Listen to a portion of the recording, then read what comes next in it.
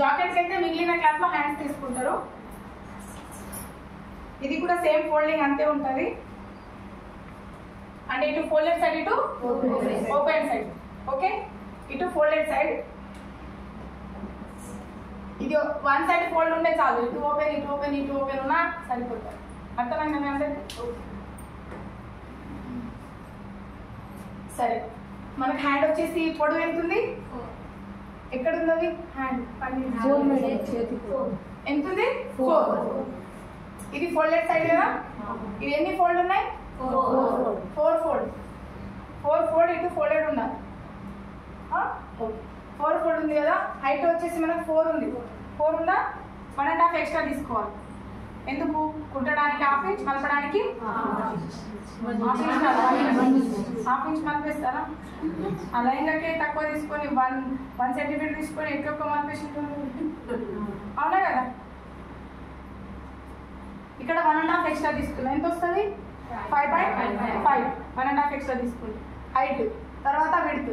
ఈ విడ్త్ ఎలా తీసుకోవాలి మేడం అని అంటే నార్మల్గా మనకి ఆర్మోల్ ఎంత ఉన్నది? 16. రెండో భాగం ఎంత వచ్చింది? 8 కదా. +2 చేసుకోండి.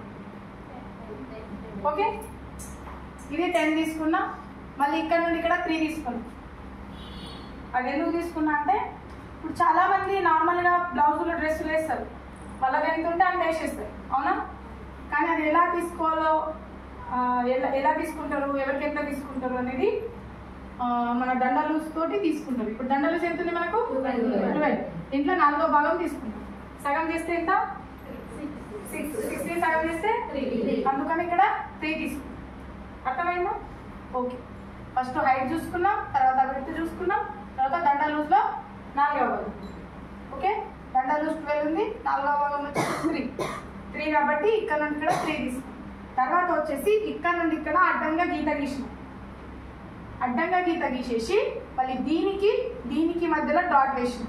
ఇది ఎందుకు చెప్తున్నా అంటే వాటి షేప్, హ్యాండ్ షేప్ కోసమే. ఇప్పుడు చాలా మందికి హ్యాండ్ షేప్ రాదు. వస్తారా? ప్రాక్టీస్ ఉంటేనే వస్తారు.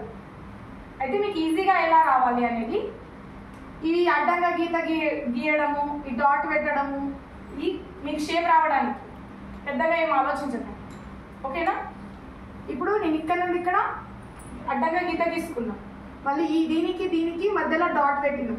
ఓకే, మళ్ళీ దీనికి మధ్యలో డాట్ పెట్టినా. ఓకే, మళ్ళీ దీనికి మధ్యలో డాట్ పెట్టినా. అర్థమైందా? మళ్ళీ ఏం చేసిన, ఈ డాట్కి పైన హాఫ్ ఇంచ్ తీసుకున్నా, ఈ డాట్కి కింద హాఫ్ ఇంచ్ తీసుకున్నా.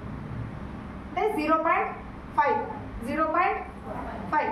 తర్వాత ఏం చేసిన అంటే ఇక్కడ నుండి వస్తూ ఇక్కడ టచ్ అయినా, మళ్ళీ ఇక్కడ నుండి ఇక్కడ టచ్ అయినా, ఇక్కడ నుండి ఇక్కడ టచ్ అయి ఇట్లా వచ్చేసి, ఇట్లా అయితే మీకు షేప్ ఈజీగా గీయడానికి వస్తుందని ఈ అడ్డంగా గీయడం, ఈ డాట్ వేయడం చేసాం.